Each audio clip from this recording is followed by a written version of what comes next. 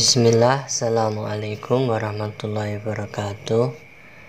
Selamat datang di channel kami sarafkejepit.com. Pada kali ini kita kedatangan pasien perempuan ya, usianya sekitar 40 tahun. Keluhannya itu saraf kejepit di tangan. Nah, sekarang ini terapis kita Mas Rudi namanya.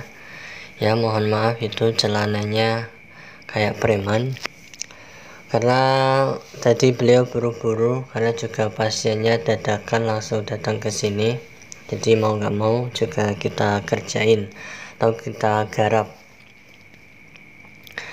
Jadi jangan lihat seseorang dari penampilan ya, tapi kita lihat isi hatinya, begitu. Jadi walaupun Mas Rudi ini pakainya seperti itu, untuk masalah pengalaman beliau sudah hampir 10 tahun menangani pasien-pasien saraf, dan banyak yang sembuh juga dengan perantara beliau. Untuk keluhan beliau ini, Ibu Yani, dia overuse pada frozen shouldernya atau bagian bahu, jadi cedera bahu, bagian otot. Dulu pernah di MRI, katanya ada penyempitan pada tulang belakang, yaitu bagian servikal. Nah, ini terapis kita melemaskan dulu bagian bawah kakinya tadi ya. Setelah itu diajak ngobrol pasien, sakit apa tidak ya, yang pasti itu sakit banget ya, waktu di itu. Mas Rudi ini punya kelebihan totok jari seperti Angga Buana, cuma hanya beberapa kasus. Jadi di saat itu kasusnya perlu dikeluarkan ilmu totok jarinya, maka beliau memakainya begitu. Karena di sini juga melihat kondisi pasien, kalau kesakitan terapis kita tidak memaksakannya. Nah, jadi yang dipijat itu benar-benar pada titik atau bagian saraf. Jadi tidak semua dipijat, tapi titik saraf pada kaki itu banyak yang menjalar ke tulang belakang, maksudnya yang menghubungkan antara saraf-saraf tulang belakang itu titik refleksinya ada di kaki. Jadi yang diperbaiki pertama adalah bagian kakinya dulu, dicari titiknya agar saraf kejepitnya bisa hilang tanpa bantuan operasi. Dan beliau ini sudah pengalaman masalah saraf kejepit, kemudian juga stroke. Jadi buat kalian yang mau terapi di sini, insyaallah aman ya. Kita di sini pakai Evamat itu karena biar lebih mudah untuk dibersihkan dengan disinfektan. Kemudian juga untuk sarung bantal, kita hanya memakai satu pasien itu satu sarung bantal saja.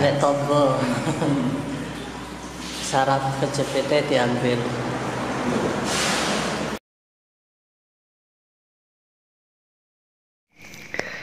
Baik, ini videonya kami percepat aja.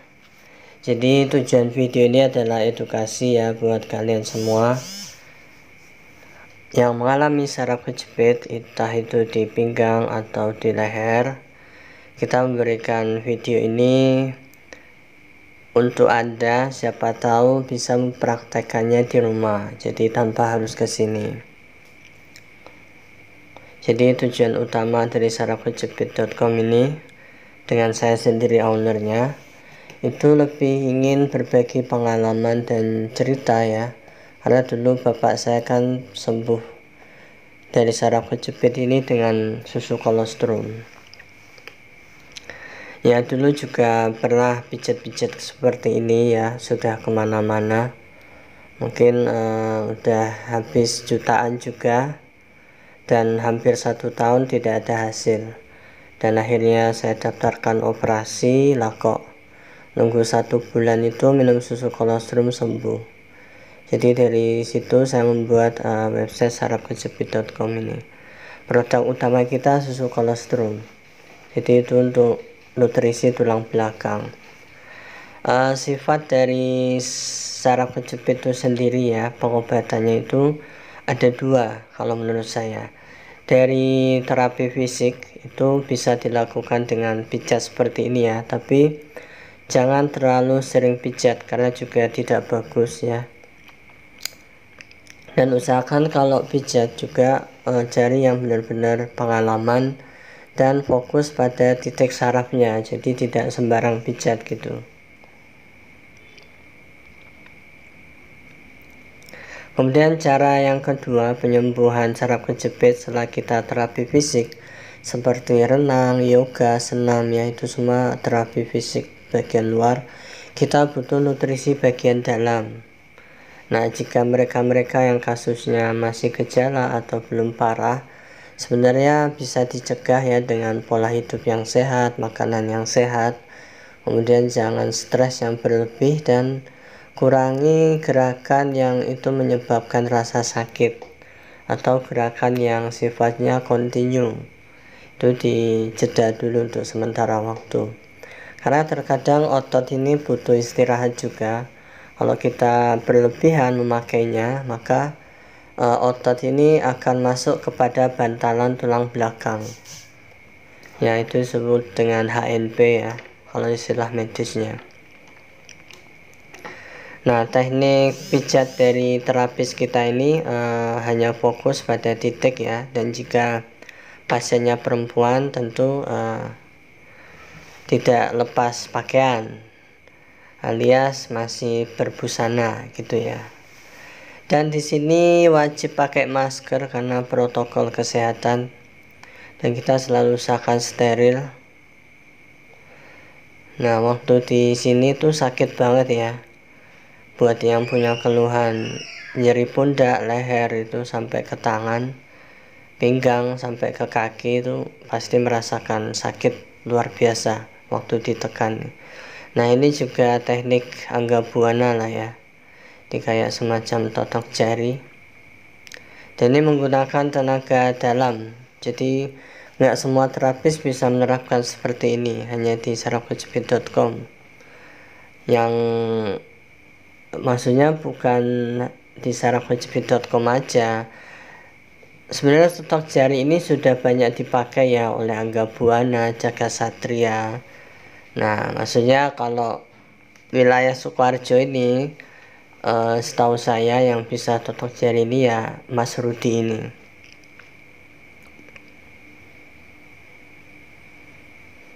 Dan jangan lupa buat yang saraf kejepit, pastikan kalian berjemur pada sinar matahari pagi jam 7 sampai jam 9.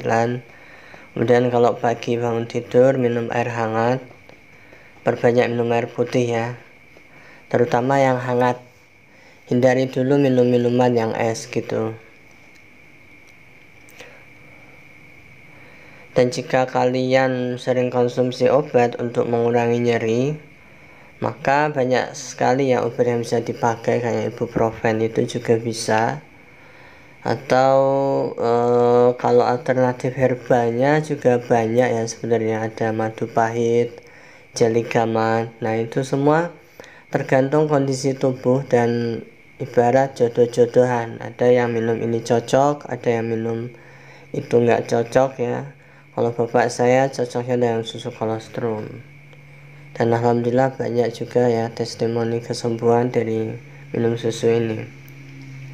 Oke, ini tahapan terakhir untuk terapi di tempat kita, yaitu latihan stretching atau peregangan otot. Jadi kita ajarkan pada pasien untuk terapi mandiri di rumah. Jadi tidak banyak gaya atau tidak banyak gerakan senam, hanya satu.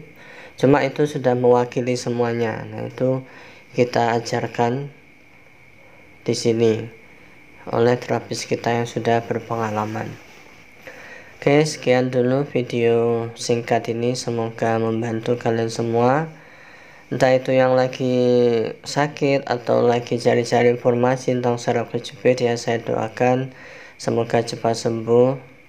Yang penting berbanyak doa dan juga jangan lupa ikhtiar, karena segala sesuatu itu akan mungkin terjadi ya di saat kita yakin. Berikan sugesti pada diri kita bahwa penyakit ini pasti sembuh. Berbanyak doa dan ibadah tentunya. Cukup sekian. Wassalamualaikum warahmatullahi wabarakatuh.